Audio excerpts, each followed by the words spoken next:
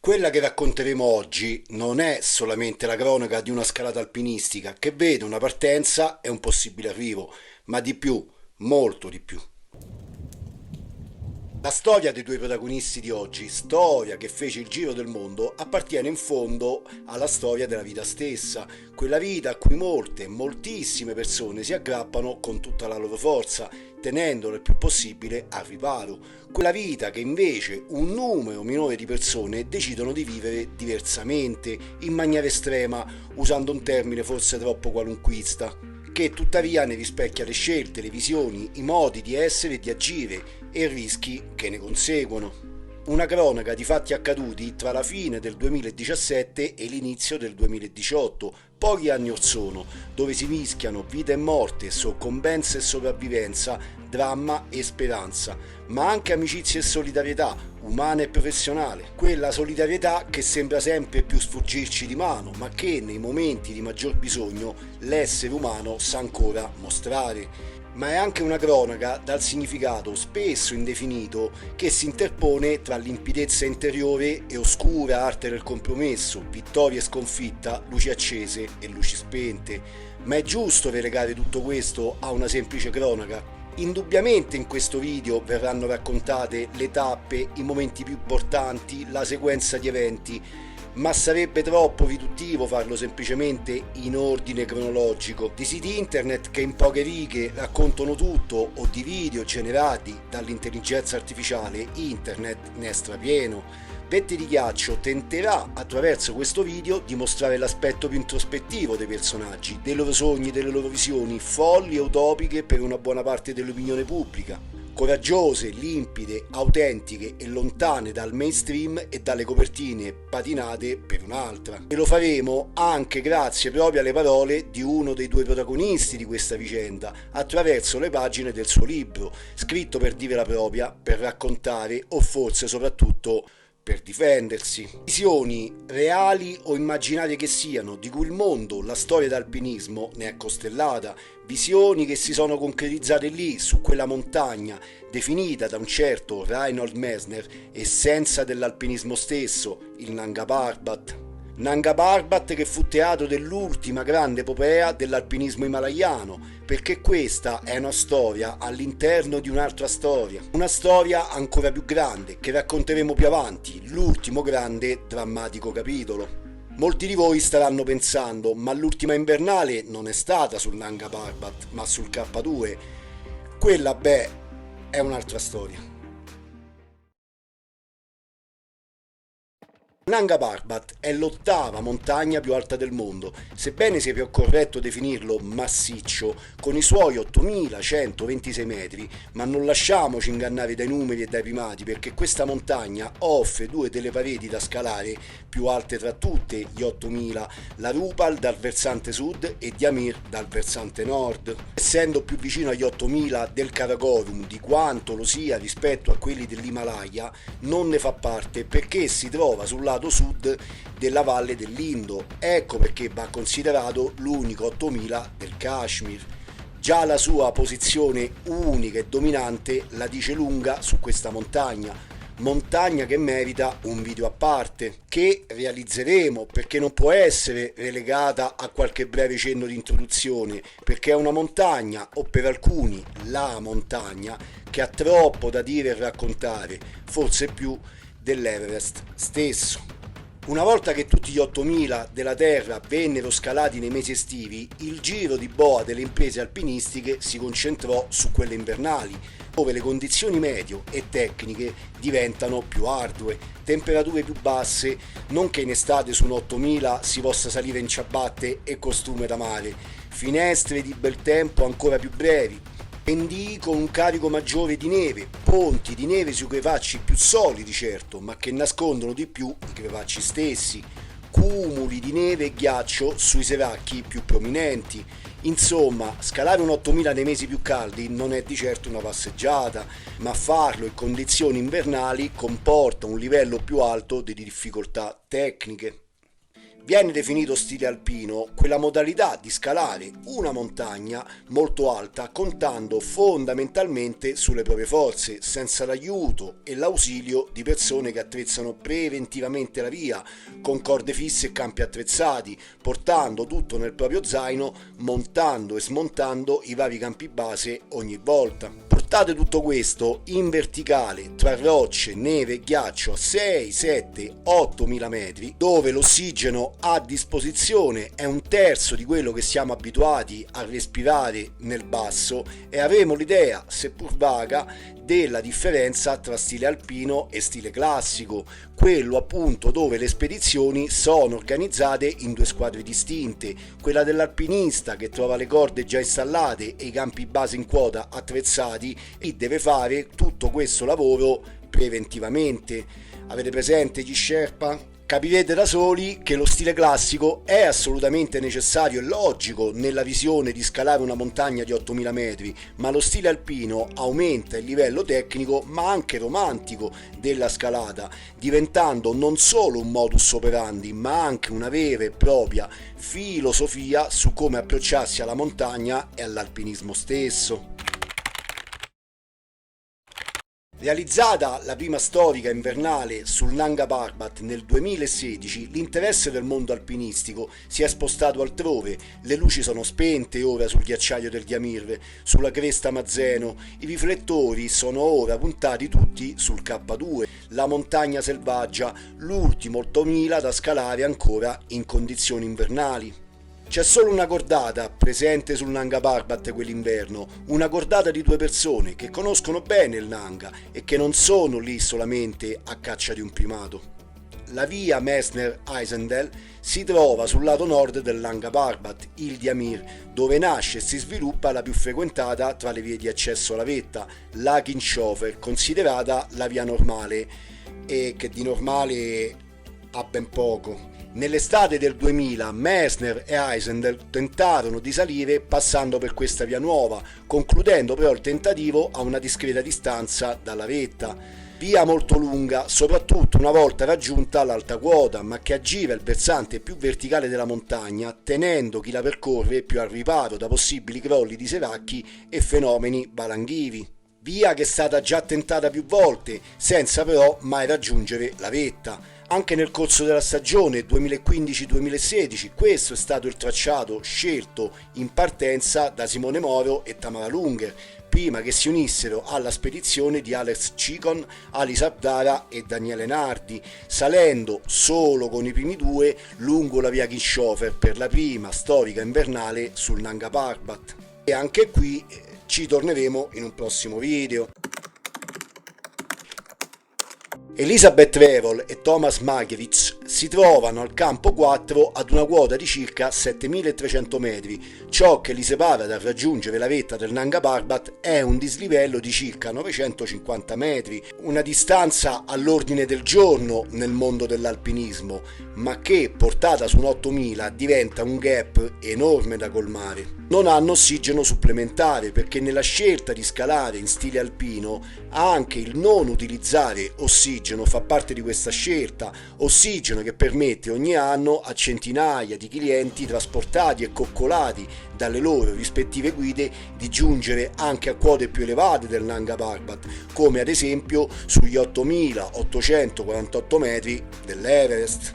Campo 4 all'interno di un crepaccio installato all'entrata della cosiddetta zona della morte, ovvero a quelle altitudini dove il corpo, a causa della ridotta disponibilità di ossigeno, incomincia semplicemente a morire, dove il tempo a disposizione è poco per raggiungere l'obiettivo, dove in sostanza non esiste una seconda possibilità. Sali, tenti, qualunque sia l'esito, devi scendere e devi farlo in fretta, perché nessun organismo umano, neanche il più allenato, può resistere troppo a lungo nella zona della morte.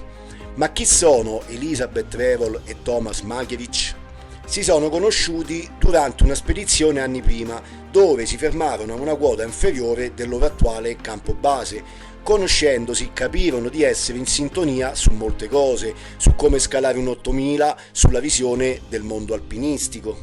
Avec notre maison sur le dos pour 10 jours en montagne, avec Tomek en dessous. Là on arrive au premier camp, qui est à peu près à 5200 mètres d'altitude.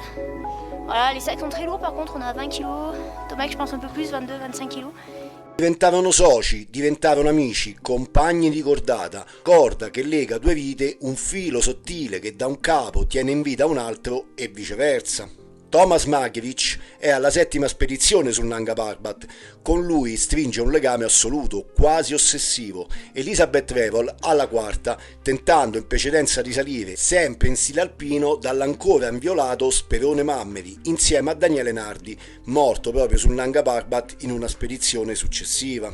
Sperone Mammeri che prende il nome del padre putativo dell'alpinismo himalayano, Albert Frederick Mammeri, un visionario o folle inglese che ancor prima del 1900 individuò e tentò di salire in vetta attraverso quella che nel tempo prese il nome di Via Perfetta, quanto dannata. Capirete perché quando si parla di Nanga Parbat non si parla appunto di una montagna qualunque. Partono in ritardo alle 7:30, un orario insolito per tentare una vetta over 8000. Tomek ha problemi ai piedi, non riesce a scardarli a causa anche di alcuni congelamenti riportati proprio sul Nanga in una delle spedizioni precedenti. Abbiamo lasciato tutte le nostre cose al campo 4, all'interno del crepaccio dove abbiamo bivaccato. Dobbiamo fare andata e ritorno in giornata. È il momento più bello dell'ascensione. Niente zaino da portare, nessun campo da cambiare. Assaporiamo la leggerezza dell'aria del nostro corpo. La ritrovata agilità dei movimenti con un'impressione contraddittoria. Senza zaino voliamo, ma l'altitudine ci mette il piombo addosso. Dopo il primo tratto, i due giungono ai piedi della piramide sommitale, dove la via scelta dai due alpinisti si ricongiunge con la via normale, l'Haginshofer. Dalla solitudine e, se vogliamo definirla così, purezza dello stile alpino, su vie non frequentate si ritrovano catapultati nell'aspetto più commerciale dell'alpinismo, dove trovano alcune corde fisse rimaste e i resti più in basso di alcune tende mai rimosse, uno scenario che mette a confronto i due differenti modi di scalare. Sono le 10:45 e la giornata è gelida. Elisabeth Revel è un'alpinista molto metodica, ama studiare tutto nel minimo dettaglio, affidandosi meno all'istinto rispetto al suo compagno di cordata, Tomek. È lei che guida la cordata, Tomek la segue. Nonostante il suo studio capillare sulla traccia da seguire, il vento, la neve e il ghiaccio lavorano a modo loro, cambiano le regole, le forme e gli spazi. Individuato un primo canale iniziale su cui proseguire, i due capiscono che non può essere la via più semplice, sono lenti, decidono allora di aggirarlo tornando indietro sui loro passi. Questo fa perdere ai due del tempo prezioso. Giunti a ridosso dell'ultima porzione del triangolo sommitale, Elisabeth Revel si concede un minuto di pausa e apre il suo InReach, un sistema di comunicazione satellitare. Si trovano a 8036 metri, ma sono le 17:15. Manca poco, è un'ottima altitudine, il ritardo sulla tabella di marcia un po' meno. 90 metri di dislivello li separano dalla vetta, 90 metri che nella vita di tutti i giorni possono sembrare una distanza esigua, ma lì sul Nanga Parbat a oltre 8000 metri, in piena zona della morte, non lo sono affatto. Finalmente oggi conquisteremo questa vetta tanto ambita. Il cuore mi batte forte, l'emozione mi travolge, immensa. Vorrei piangere, ma le lacrime si congelano rapidamente. Questi sono gli ultimi metri. Sento che il fascio frontale della luce di Tom si allontana. Devono essere le 18 o le 18:30, o più tardi, non so. Ansimante raggiungo un ammasso di sassi dai quale emerge un paletto. Il vento disegna scie brillanti di neve nell'aria. Mi calmo, respiro profondamente. Sono tra due mondi, la terra e il cielo. La pienezza del luogo mi inebria, sono in cima al Nanga Parbat. 10 anni dopo essere stata stregata da questa montagna. Aspetto che Tomek arrivi per immortalare questo momento e soprattutto stringerlo tra le braccia. La sua andatura è lenta, il suo viso mascherato dalla luce della frontale.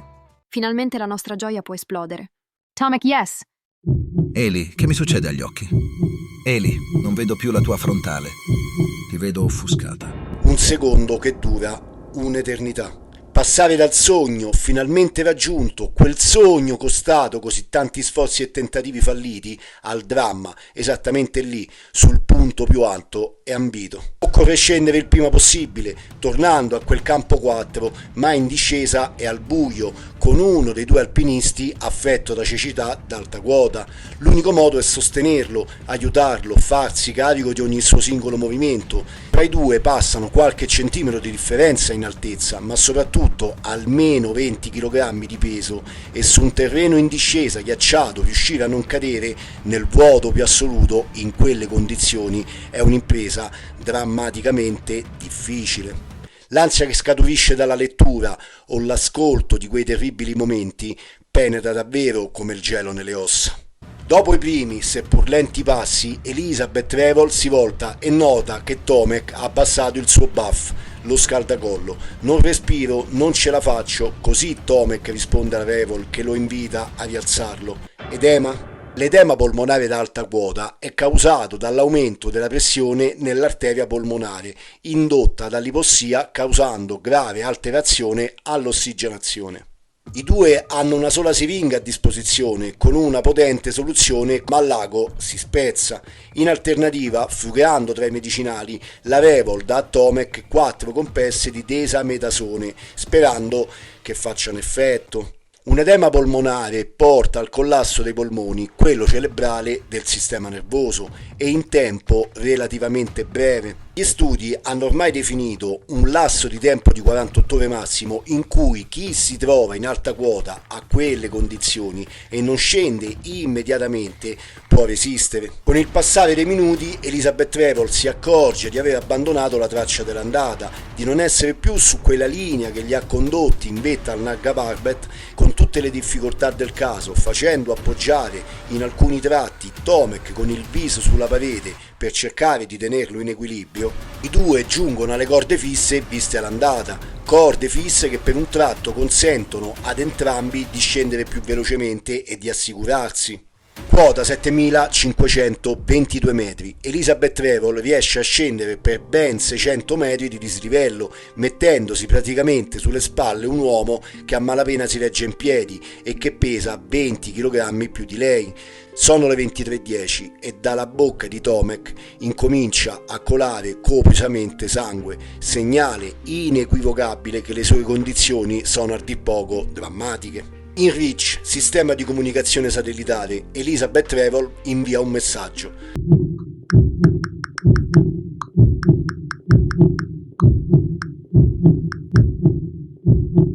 Il messaggio lo riceve il marito di Elizabeth, l'organizzatore dei soccorsi, il militare fermo al campo base a 4200 metri e Ann, la moglie di Tomek. In Pakistan non è così facile far decolare un elicottero per un soccorso in quota, servono garanzie, viene attivato dall'Europa rapidamente un crowdfunding che in poche ore raccoglierà una cifra considerevole, necessaria per sbloccare il volo, ma siamo a quota 7522 metri, nessun elicottero è in grado di effettuare una manovra in un punto così alto per recuperare non una ma 2 persone. Nel tantam dei messaggi Elizabeth Trevor viene invitata a scendere più in basso e, date le condizioni di Tomek che la rallentano, da sola. Lei rifiuta, ma sa che deve scendere ancora, i 7522 metri non sono sufficienti e i primi soccorsi potrebbero essere disponibili solo dal mattino seguente. La notte è buia e ancora lunga, molto lunga sul Nanga Parbat. Alle 4 del mattino i due si trovano ad una quota, viste le condizioni sempre più disperate di Tomek, sorprendente, 7282 metri, tuttavia ancora non sufficienti a garantire un recupero in parete per entrambi. L'esposizione prolungata al gelo della notte è al limite della sopportazione umana. Elizabeth Trevor sa che deve trovare, almeno per qualche ora, un possibile riparo. Individua un crepaccio in cui riesce a fatica a far calare il suo compagno, che ormai ha perso l'uso delle mani e dei piedi ed il sangue ha riempito la sua barba ghiacciata e i suoi vestiti. Il racconto di quei momenti, di quello che vede Elizabeth Trevor, delle condizioni proibitive del suo compagno, mette davvero i brividi addosso. Al sorgere delle prime luci, Elizabeth Trevor decide di uscire e cercare il loro campo 4, dove poter recuperare sacchi a pelo e altro materiale utile per il suo compagno. ma anche il 4 era dentro a un crepaccio e non opportunamente segnalato. La ricerca sarà per molte ore vana e l'alpinista francese non può che tornare dal suo compagno a mani vuote. Il tantam dei messaggi procede, le informazioni sono frammentarie, il possibile recupero in mattinata svanisce.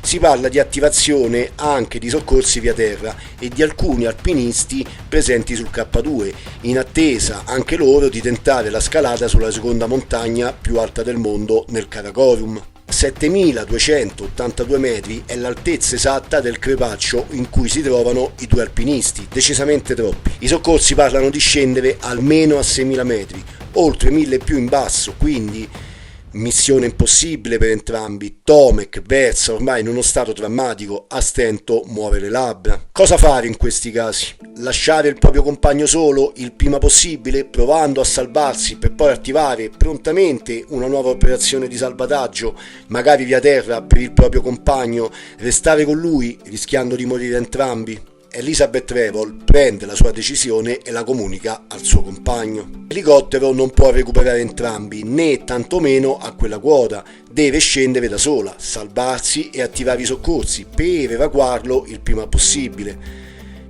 Eli, sì, Eli, è la decisione giusta. Ho freddo, voglio riposarmi.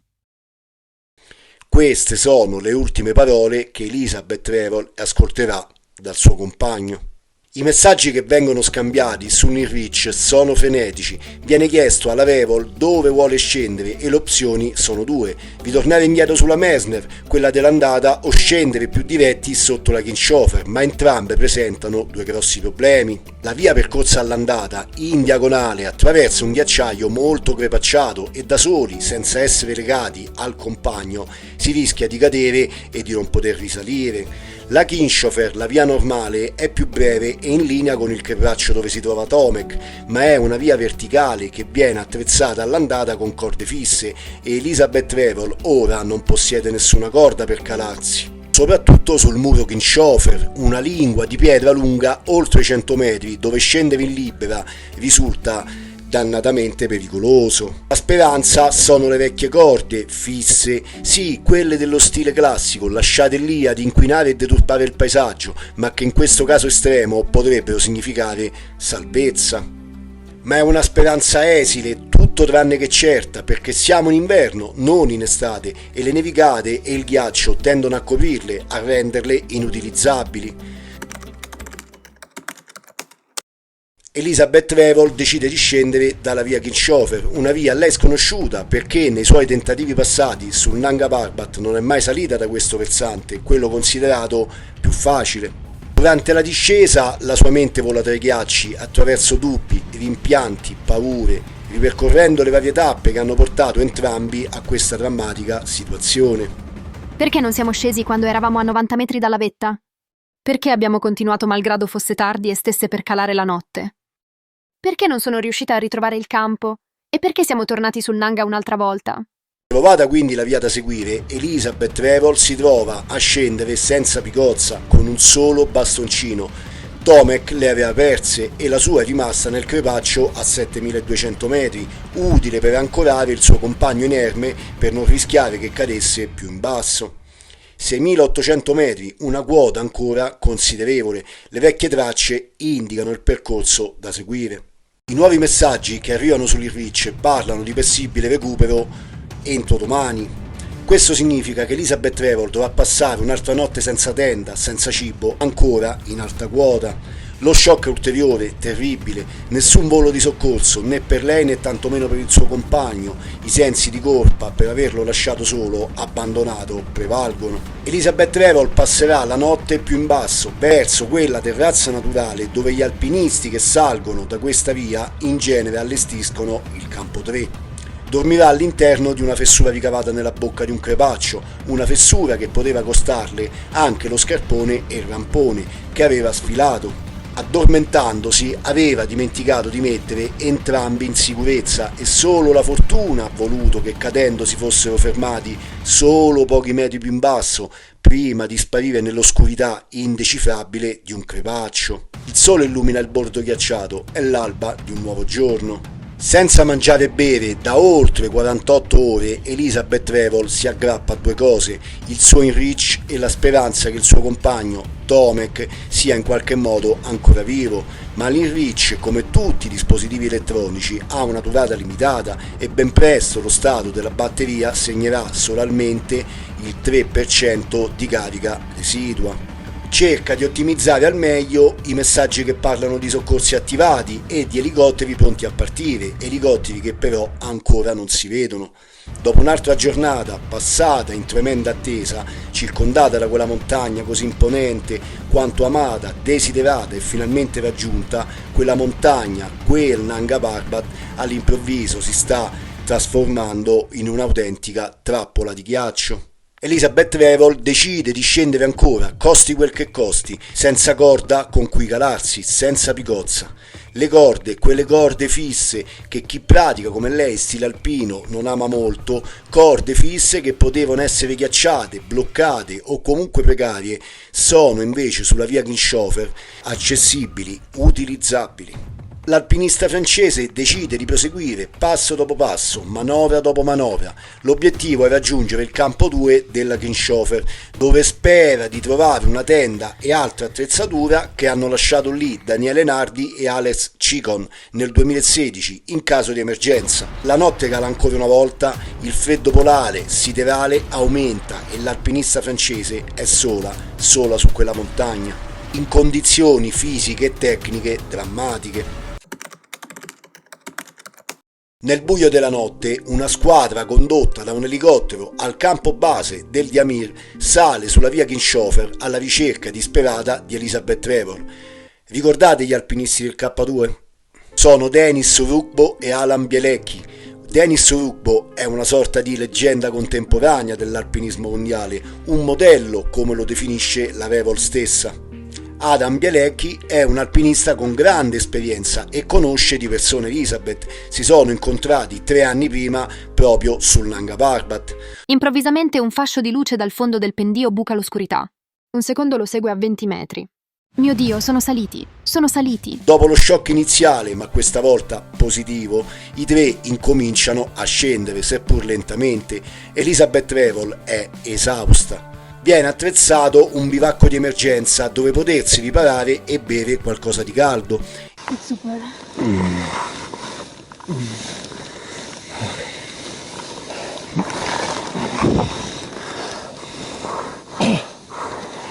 You become star. Elizabeth Trevor. Il giorno seguente i 3 scenderanno fino al campo base dove ad attenderli ci sono gli altri 2 alpinisti partiti dal K2. Il salvataggio in quota in piena notte di Elizabeth Trevor fa letteralmente il giro del mondo. Arriveranno gli elicotteri, Elizabeth Trevor verrà condotta ad Islamabad dove riceverà le prime cure e la visita dell'ambasciatore francese. L'alpinista riporterà importanti congelamenti sia alle mani che ai piedi e perderà per sempre il suo compagno, il suo amico, rimasto lì sul Nanga Parbat. Stopping. Just 1 second. Oh, fuck. What the fuck is this? Ali? Oh, bonjour. It's a little bit nice here. On est en direction du camp 3 de nuit. C'est pas très chaud. Reinhold Messner ha definito l'alpinismo l'arte del saper sopravvivere, ma qual è il prezzo che si è disposti a pagare per mettere in pratica questa arte? Quanto l'essere umano è disposto a spingersi oltre i suoi limiti, oltre le sue capacità? L'alpinismo himalayano è sicuramente il livello massimo a cui ambisce qualsiasi alpinista, il contatto totale, assoluto, quasi mistico con la montagna. Mistico come il rapporto che aveva Thomas Magevich con il Nanga Parbat, dove asseriva di parlare con Fairy, la divinità presunta del Nanga Parbat stesso. Elizabeth Trevor al suo ritorno verrà investita da un impatto mediatico devastante. La notizia fece il giro del mondo che oggi ormai totalmente connesso non lesinò accuse, ingiurie, sentenziò, come troppo spesso accade, con le loro facili soluzioni, come cantò una volta Rino Gaetano. Una di queste facili soluzioni era quella di imputare alla Trevor la colpa della morte di Tomek, di averlo abbandonato. Troppo facile condannare, puntare il dito, accusare persino di omicidio quando non si riescono a comprendere determinate dinamiche. I due alpinisti giunti in soccorso, che hanno compiuto davvero un atto eroico e straordinario, hanno individuato e recuperato Elizabeth Revol ad una quota di circa 6.000 metri. Sapevano benissimo che, superato un certo lasso di tempo, chi resta ancora più in alto, a oltre i 7.000 metri, ed ha accusato un edema, non può farcela. Ricordate le 48 ore? Senza contare che portare giù una persona inerme, un peso morto da quella montagna, equivale ad uccidere con molta probabilità anche chi tenta il soccorso stesso. On déclenche un secours en urgence et là il a fallu attendre en fait 48 heures pour qu'il y ait quelque chose qui se passe. Donc voilà, clairement, enfin pour moi là j'ai beaucoup de colère en fait à l'intérieur de moi.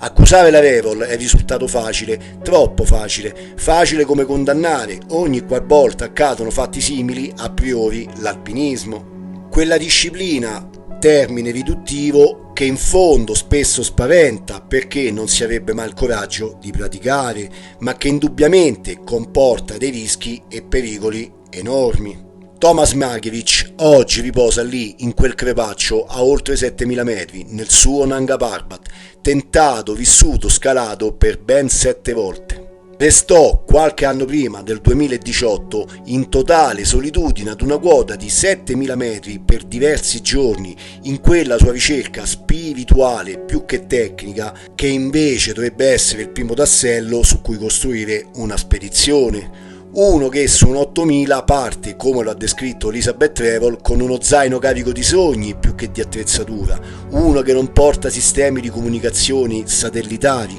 uno che non controlla le previsioni meteo, uno spirito libero, come risulterebbe facile definirlo, forse troppo libero, o forse no. Chi siamo noi in fondo per giudicare? Ognuno si rapporta ai propri obiettivi come meglio crede, come ritiene più opportuno. Sta a chi decide di condividere con te tutto questo, accettare o meno certe condizioni. Visioni, luci accese, luci spente, sogni concreti, semplici illusioni. Se vogliamo tornare alla cronaca dei fatti, possiamo certamente dire che alcuni errori sono stati commessi, alcuni protocolli di sicurezza necessari in un ambiente ostile e solitario come quello di un 8000 non sono stati rispettati, come segnalare comunque un bivacco nascosto alla vista all'interno di un crepaccio, come arrivare con il buio in vetta, come non indossare la maschera per gli occhi durante la salita. La vicenda dei due alpinisti, una francese e uno polacco, ha messo la parola fine in un modo sensazionale quanto drammatico a quell'ultima grande epopea dell'alpinismo himalayano, che si è consumata, come forse c'era da aspettarselo, proprio lì su quella montagna, la montagna nuda, essenza dell'alpinismo stesso, il Nanga Parbat. Nanga Parbat che probabilmente non avrà Fairy, la sua divinità, a sussurrare all'orecchio degli alpinisti che intendono scalarla, ma che dopo quel gennaio 2018 può contare sicuramente su un nuovo guardiano, quello che prima era definito pazzo, sconsiderato, drogato. Un passato a volte turbolento, un'anima complicata, forse era proprio questo quello che cercava Tomek, quello che voleva, magari inconsciamente, mettere la parola fine a quell'epopea, chiudere il cerchio a modo suo, con la prima storica invernale, ma in stile alpino, sul suo Nanga Parbat. Se a qualcuno di voi capitasse di incontrarlo in quel crepaccio, portategli un saluto da parte nostra. Alla prossima!